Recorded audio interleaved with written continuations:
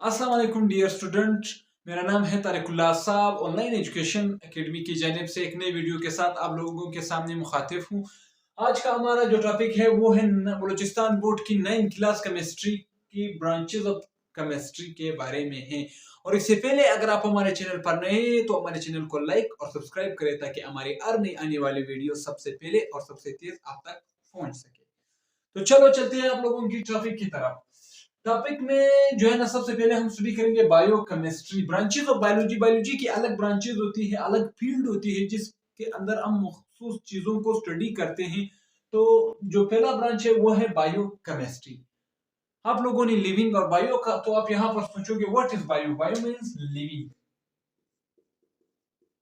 Living, bio का मतलब है लिविंग, यानी लिविंग ऑर्गेनिज्म।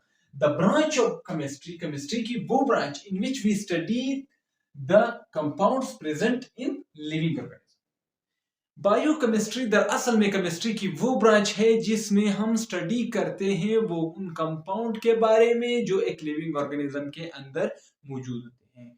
तो सवाल ये होता है, अगर आपसे कोई पूछे कि व्हाट इज बायोकेमिस्ट्री, बायोकेमिस्ट्री है क्या, तो आप किस तरह से डिफाइन करेंगे? तो आप इस तरह से डिफाइन करेंगे, बायोकेमिस्ट्री केमिस्ट्री की वो ब्रांच है जिसमें हम कंपाउंड के बारे में स्टडी करते हैं जो एक लिविंग ऑर्गेनिज्म के अंदर मौजूद होते हैं। यानी बायोकेमिस्ट्री दरअसल में, अगर आपसे कोई पूछे, चलो आम अल्फाज में आपसे कोई पूछे कि मुझे बताओ आम अल्फाज में डेफिनेशन के थ्रू से ही नहीं, आप कहोगे हम उन कंपाउंड के बारे में स्टडी करते हैं या वो एलिमेंट, वो कंपाउंड जो एक लिविंग ऑर्गेनिज्म के अंदर मौजूद होते हैं, उसी को हम क्या कहते हैं, बायोकेमिस्ट्री कहते हैं। यानी अब लिविंग ऑर्गेनिज्म के अंदर कौन से कंपाउंड मौजूद होते हैं? Carbohydrate, protein and lipid. अब सवाल है कार्बोहाइड्रेट होता क्या है? क्या कार्बोहाइड्रेट लिविंग ऑर्गेनिज्म के अंदर मौजूद होता है या नहीं? तो सवाल जवाब है यस होता है। क्यों? तो कहाँ है? हम रोजमर्रा के मामूल पर जो हम रोटी खाते हैं, जो है ना, हम रोटी खाते हैं और रोटी क्या है? एक कार्बोहाइड्रेट है और ये हमारे जिस्म के अंदर जो है ना स्टोर होती है। तो ये क्या है? हमारे पास एक किस्म की जो है ना कंपाउंड है। और दूसरा हमारे पास क्या है? प्रोटीन। प्रोटीन जो है ना, हम लोग कहते हैं आम अल्फाज में काला गोश्त। ये काला गोश्त जो है ना, ये सारा क्या होता है? प्रोटीन होता है। जैसे कि मेरे आँख, ये स्किन क्या होता है? स्किन एक प्रोटीन होता है। तो ये भी एक लिविंग ऑर्गेनिज्म के अंदर मौजूद है। और प्रोटीन किस कंपाउंड से बना होता है? तो ये क्या, इन कंपाउंड के बारे में स्टडी करने को हम क्या कहते हैं? हम बायोकेमिस्ट्री के अंदर हम इनको स्टडी करते हैं। और तीसरी पॉइंट जो हमारे पास आता है, लिक्विड चर्बी। चर्बी तो आप जानते हो वो भी लिविंग ऑर्गेनिज्म के अंदर मौजूद होता है। लिविंग ऑर्गेनिज्म के अंदर चर्बी भी मौजूद होता है। यानी ये तमाम तीन कंपाउंड, मेन कंपाउंड होते हैं एक लिविंग ऑर्गेनिज्म के अंदर मौजूद होते हैं, जिसके बारे में स्टडी करने को हम क्या कहते हैं? बायोकेमिस्ट्री कहते हैं। तो यहाँ आपको समझ आया। अगर आपसे कोई पूछे कि बायोकेमिस्ट्री क्या है, आप कहोगे ब्रांच ऑफ केमिस्ट्री। ये केमिस्ट्री की वो ब्रांच है जिसमें हम स्टडी करते हैं the compound present in living organism, उन कंपाउंड के बारे में जो एक लिविंग ऑर्गेनिज्म के अंदर मौजूद होते हैं। और नेक्स्ट ब्रांच की तरफ आते हैं, ऑर्गेनिक केमिस्ट्री। अब सवाल है ऑर्गेनिक केमिस्ट्री होता क्या है? और इससे पहले आज का जो टॉपिक है वो 4 है, इसमें फिर आप कंफ्यूज होंगे। The branch of chemistry which deals with the study of the hydrocarbons and their derivatives।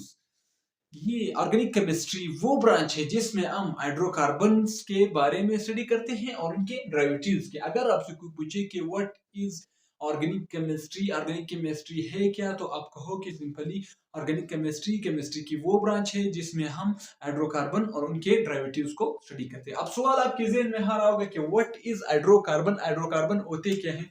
तो हाइड्रोकार्बन का जो डिफिनेशन है वो मैं मुख्तसर सा लिखवा देता हूँ।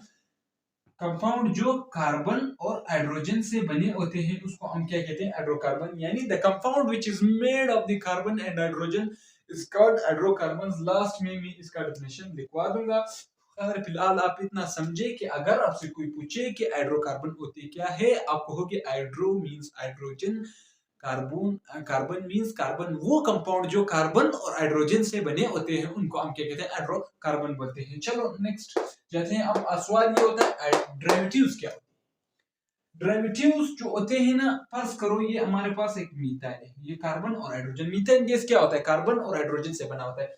अगर हम इसका रिएक्शन ऑक्सीजन के साथ करवाएं और हम एक इस तरह का कंपाउंड बना दे तो ये क्या होता है? डेरिवेटिव्स। यानी वो कंपाउंड जो हाइड्रोकार्बन से बजाते खुद बनाए जाए।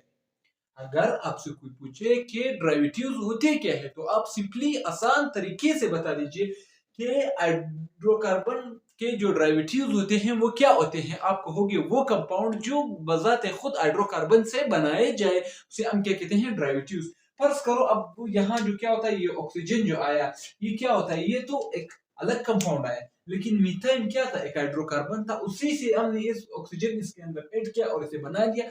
यानी वो कंपाउंड जो हाइड्रोकार्बन से बनाए जाए उनको हम हाइड्रोकार्बन के डेरिवेटिव्स कहते हैं। यानी हाइड्रोकार्बन के डेरिवेटिव्स क्या होते हैं, हाइड्रोकार्बन के डेरिवेटिव्स वो होते हैं जो कंपाउंड बजाते खुद हाइड्रोकार्बन से बनाए जाए। फॉर एग्जांपल, मैंने आपको एग्जांपल भी दिया कि जब हम मीथेन के साथ ऑक्सीजन का रिएक्शन करवाते हैं, हम क्या बनाते हैं, मीथाइल अल्कोहल बनाते हैं। तो ये क्या हुआ, ये एक कंपाउंड बना और इस कंपाउंड को हम क्या कहते हैं, डेरिवेटिव्स कहते हैं, हाइड्रोकार्बन का डेरिवेटिव्स कहते हैं। तो आपको ऑर्गेनिक केमिस्ट्री के बारे में अगर आपसे कोई पूछे कि क्या होता है, तो आप कहोगे सिंपली इस तरह बैंक करो, हाइड्रोकार्बन्स। ऑर्गेनिक केमिस्ट्री केमिस्ट्री की वो ब्रांच है जिसमें हम हाइड्रोकार्बन और उनके डेरिवेटिव्स के बारे में पढ़ते हैं। अब यहाँ आपको समझ भी आ गया कि हाइड्रोकार्बन किसे कहते हैं, वो कंपाउंड जो कार्बन हाइड्रोजन से बने होते हैं, और डेरिवेटिव्स वो होते हैं जो हमारे पास बजाते खुद हाइड्रोकार्बन से बनाए जाते हैं। तो ये आपको पता चला। अब नेक्स्ट की टॉपिक की तरफ बढ़ते हैं, इनऑर्गेनिक केमिस्ट्री। अब इनऑर्गेनिक केमिस्ट्री क्या है, inorganic chemistry is the branch of chemistry. ये केमिस्ट्री की वो ब्रांच है इन विच जिसमें विच डील्स, जो हमें बताती है with the study of the all compound, तमाम कंपाउंड एक्सेप्ट अदर देन या except hydrocarbons and their derivatives. चलो आप इधर एक्सेप्ट लिखो,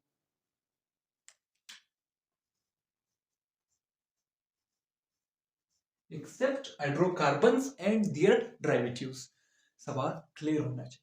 इनऑर्गेनिक केमिस्ट्री होती क्या है, अक्सर आप लोगों से इनऑर्गेनिक केमिस्ट्री के बारे में पूछा जाता है, इनऑर्गेनिक केमिस्ट्री क्या होती है।